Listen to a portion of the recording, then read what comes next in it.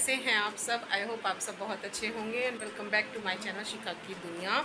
और बस टाइम अभी जो है शाम के बज रहे हैं 5:30। सुबह मैंने आपके सामने बहुत छोटी सी क्लिप शूट की थी, लेकिन गर्मी इतनी ज़्यादा है ना कि काम करते करते शूट करना तो मैं बिल्कुल भूल जाती हूँ। उसके बाद बस ये लगता है कि काम करो, जल्दी से फिनिश करो और उसके बाद अपना थोड़ा सा रेस्ट वगैरह जो भी करना है वो करो, क्योंकि गर्मी की वजह से ना काम बिल्कुल भी हो नहीं पा रहा है। और मैंने बस अभी शाम को मुँह हाथ धोए हैं, सोचा कि आपसे बात भी कर लूँ, क्योंकि लास्ट व्लॉग में भी मैं आपसे डायरेक्टली बात नहीं कर पाई।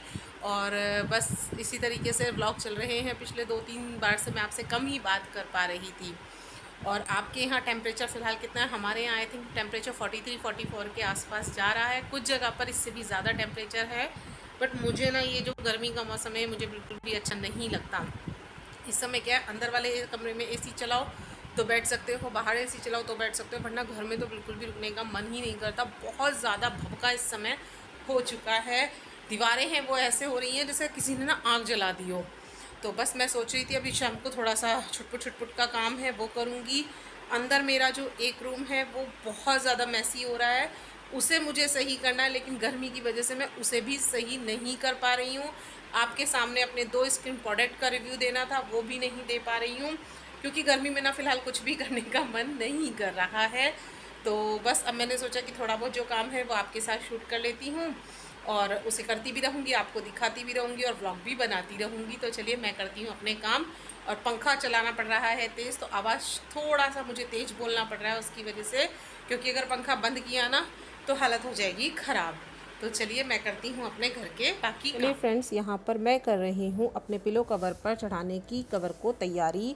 और मैं क्या करती हूँ, ज़्यादातर जो मेन कवर होता है ना, जो वाइट वाले कवर आते हैं जिनके अंदर फाइबर या रुई हम लोग भरवाते हैं, या जो भरे भराए आते हैं, उनके ऊपर मैं 2 कवर्स का यूज़ करती हूँ। एक तो ये वाला कवर जो कि नॉर्मल सूती कवर ही होते हैं, लेकिन एक और कवर मैं यूज़ करती हूँ जो मैं यूज़ करती हूँ इस तरीके से, जैसे बेडशीट वगैरह के कवर होते हैं ना, वो जो मैचिंग कवर होते हैं।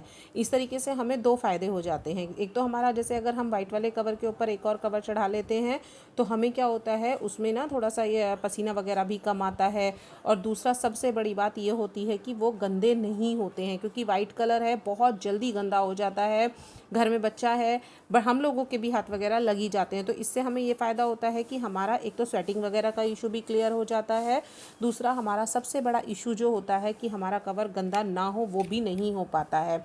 तो जब भी अगर हमें धोना होता है तो हम क्या करते हैं, सीधे बेडशीट का कवर उतारते हैं, वो धो देते हैं, लेकिन नीचे वाला जो कवर होता है वो हमेशा हमारा गंदा रह जाता है।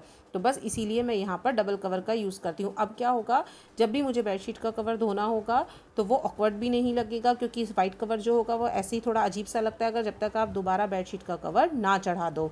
तो यहाँ पर बस मैंने इसी तरीके से ना 2 कवर का यूज़ किया है। और ये नॉर्मली बेडशीट के साथ के कवर नहीं है, मैंने अलग से ही परचेज़ किए हुए हैं, और मेरे घर के हर पिलो पर आपको इसी तरीके से कवर मिलेंगे।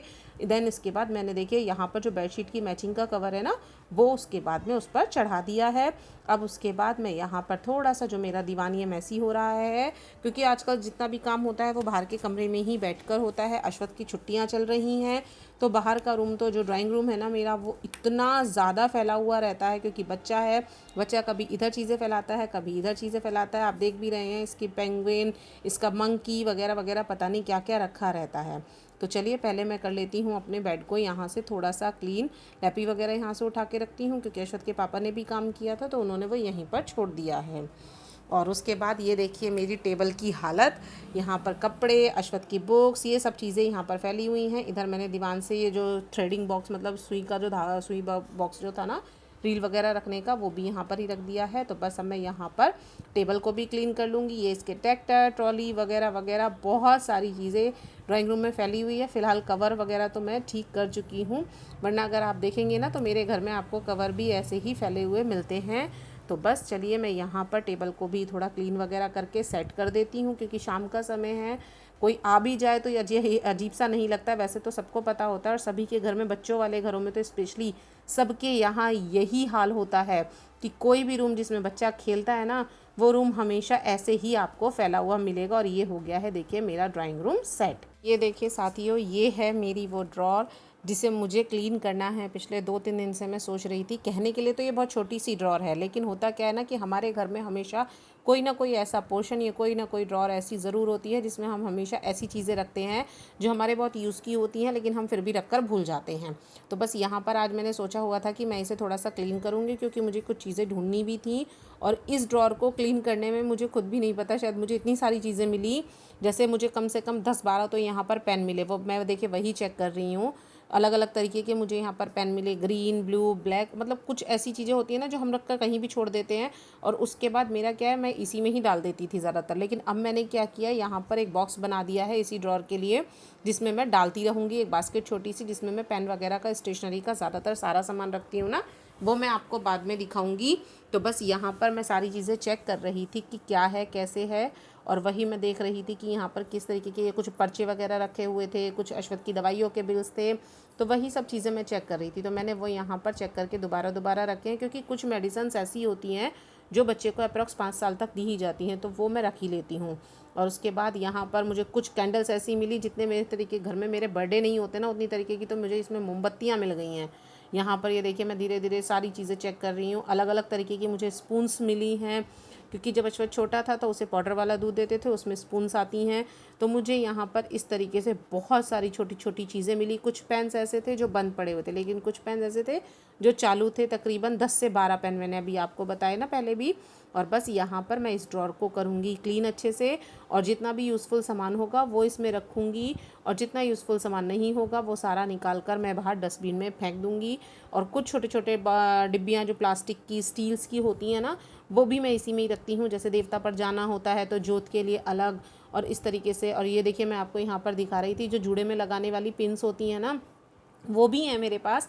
लेकिन वही होता है ना कि मैंने आपको बताया कि हम रख कर भूल जाते हैं। तो ये देखिए, यहाँ पर निकली है मेरी मोमबत्तियाँ, एम सील निकली है जो लगा दी जाती है दीवारों में लीकेज वगैरह के लिए। तो बस यहाँ पर मैं करूँगी इसी तरीके से इस ड्रॉर को क्लीन। और हाँ, इस तरीके से अगर आप भी क्लीनिंग करते रहें ना तो चीज़ें मिलती रहती हैं, वरना क्या होता है कि हम रख के चीज़ें भूल जाते हैं। और यहाँ पर ये देखिए, मुझे मिले हैं 10-10 के कुछ नोट। मुझे खुद भी याद नहीं है कि मैंने ये शायद कहाँ रखे होंगे। क्लीनिंग करते वक्त ही मैंने दोबारा से वापस इसमें रख दिए होंगे। कितने थे ये मैंने बाद में गिने, तकरीबन ये निकले थे 215 रुपये के करीब, 10-10 के ही नोट। तो बस इसी तरीके से छोटी छोटी चीज़ें ना हम हमेशा रख कर भूल जाते हैं।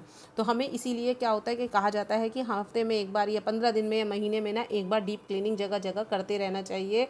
और यहाँ मिली हैं मुझे छोटी छोटी कैंडल्स, छोटे छोटे नाइफ्स जो बर्थडे केक के लिए आते हैं ना, वो सारी चीज़ें, स्टेपलर्स, जो बड़े पिन वाले स्टेपलर्स होते हैं, वो सारी चीज़ें ही मेरे घर में मोस्टली इसी में रखी रहती हैं। अश्वत्थ के कुछ ब्लॉक्स मुझे मिले हैं, कुछ ऐसी चीज़ें हो जाती हैं। तो बस यहाँ पर मैं इस टेबल को जल्दी से कर लेती हूँ ड्रॉर को कवर, क्योंकि ड्रॉर को कवर करने में ही मुझे तकरीबन लग गया था आधा से पौना घंटा। छोटी छोटी चीज़ों को चेक करके ही रखा था ना, तो इसीलिए टाइम ज़्यादा लग गया था। वरना था क्या, फटाफट इसे साफ़ करती और रख देती तो इसमें टाइम इतना ज़्यादा नहीं लगता। ये देखिए फ्रेंड्स, लग गई है मेरी ये वाली पूरी ड्रॉर।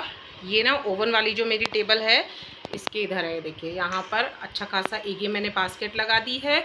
इधर इसमें जो मेरे फालतू के ब्लॉक्स वगैरह वो पड़े हैं ना, मन्नू की अलमीरा के जो ब्लॉक्स हैं वो हैं सारे। इधर ये कैंडल्स हैं, इमरजेंसी के लिए कुछ सामान है। ये तो 2 DVDs हैं। इस तरीके से मैंने इन्हें मैनेज कर दिया है अच्छे से। और यहाँ पर हो गए हैं सारे पेन, पेंसिल एक्स्ट्रा, जो भी अगर अश्वत्थ के पापा को चाहिए या अश्वत्थ के लिए मुझे पेंसिल चाहिए वो सारी, और एक मेरा पासपोर्ट साइज़ फ़ोटो। यहाँ पर मैं आ गई हूँ अब दोबारा से अपनी किचन में, क्योंकि रात के खाने का समय भी हो गया था। और अश्वत्थ के पापा बोले कि आज गर्मी बहुत ज़्यादा है तो चलो नहर पर नहाने चलते हैं। तो मैंने क्या सोचा है कि मैं पहले खाना वगैरह बनाकर तब जाऊँगी, क्योंकि नहर का पानी ना बहुत ज़्यादा ठंडा होता है, बॉडी का जो टेम्परेचर होता है उसे भी नॉर्मल कर देता है। उसके बाद आकर तो किचन में काम करने का कोई मतलब ही नहीं बनता ना, कि नहाकर फिर आप दोबारा से किचन में काम करो, इतने अच्छे ठंडे पानी में नहाकर आओ और उसके बाद आकर किचन में काम करो। तो मैंने सोचा कि मैं पहले यहीं पर अपना खाना वगैरह बनाकर चलती हूँ, देन उसके बाद सिर्फ आकर खाना खाने का काम रह जाएगा। किचन पूरी क्लीन कर जाऊँगी ताकि फिर खाने के बर्तन ही बस रह जाएँ। तो मैं कर रही हूँ यहाँ पर पुलाव बनाने की तैयारी। प्याज मेरी यहाँ पर हो गई है, देखिए मैंने जीरा हुआ था उसके साथ ही प्याज वगैरह डाल दी है। टमाटर पनीर डालकर थोड़ा सा मैं बनाऊँगी पुलाव, क्योंकि मैंने आपको बताया ना कि गर्मी बहुत ज़्यादा पड़ रही है। तो ऐसे में क्या होता है कि हल्का ही खाने का मन करता है और बहुत थोड़ा खाया जाता है। शाम के समय तो वैसे भी बहुत ही ज़्यादा थोड़ा खाया जाता है, तो बस मैं यहाँ पर फटाफट कर ले रही हूँ अपने पनीर पुलाव को बनाने की तैयारी। और ये देखिए मैंने पनीर भी यहाँ पर काट लिया है, चावल वगैरह मैं सब कुछ चढ़ा चुकी हूँ ना, तो उसके बाद ही मैं यहाँ पर सारी चीज़ों को कटिंग कर रही हूँ। टमाटर वगैरह मैंने डाल ही दिए हैं। और पुलाव का क्या है, पुलाव तो बहुत तेज़ी से रेडी हो जाएगा। देन उसके बाद अगर आधा पौना घंटा या 1 घंटा, क्योंकि वहाँ जाओ तो तकरीबन 1 घंटे के करीब तो लग ही जाता है, उतनी देर में तो ये समझिए ऐसा लगता है कि हाँ अब स्टार्ट किया है आपने। तो बस यहाँ पर हमने अभी क्या है ना, मैं पुलाव बना लूँगी, उसके बाद में मैं इसे ऐसे ही ढककर छोड़ जाऊँगी और उसके बाद फिर जाएंगे हम नहर पर नहाने के लिए। तो चलिए मैं कर लेती हूँ जल्दी से अपने खाना कंप्लीट, देन उसके बाद कपड़े वगैरह चेंज कर कर हम जाएंगे नहर पर नहाने के लिए।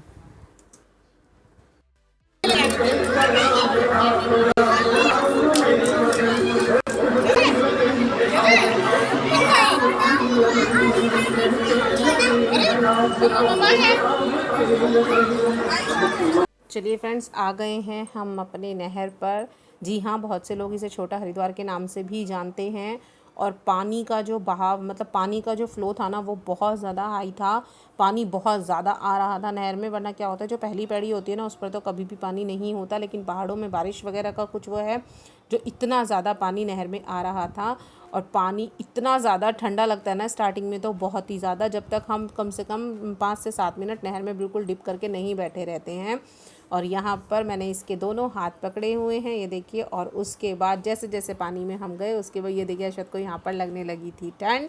और धीरे धीरे फिर हम पानी में ऐसे ही धीरे धीरे उतरते चले गए। मैंने आपको बताया ना, पानी बहुत ज़्यादा ठंडा रहता है। और अगर आप यहाँ पर, मतलब कोई भी बंदा यहाँ पर अगर इस तरीके से नहाने आता है ना, तो उसके बाद कम से कम 1 घंटे तक तो उसे गर्मी लगने का मतलब ही नहीं होता। क्योंकि वैसे भी गंग नहर है, गंगा जी हैं, पानी अपने आप में बहुत ज़्यादा ठंडा है। और फिर ऊपर से 1-1.5 घंटा तो आप बॉडी को वैसे भी नॉर्मली टेम्परेचर डाउन हो ही जाता है जब हम कंटिन्यू पानी में ही रहते हैं। और यहाँ पर ये देखिए रात का टाइम ना, ये तकरीबन बज गए थे यहाँ पर 8। और धीरे धीरे लोग जाने भी लगे थे, बहुत कम लोग रह जाते हैं। कुछ लोग यहाँ पर रहते भी, हमारे पास में ही रहता है, तो हमें लेट जाने में कोई भी इशू नहीं होता। और बहुत से लोग तो यहाँ इंजॉय करने के लिए आते भी हैं।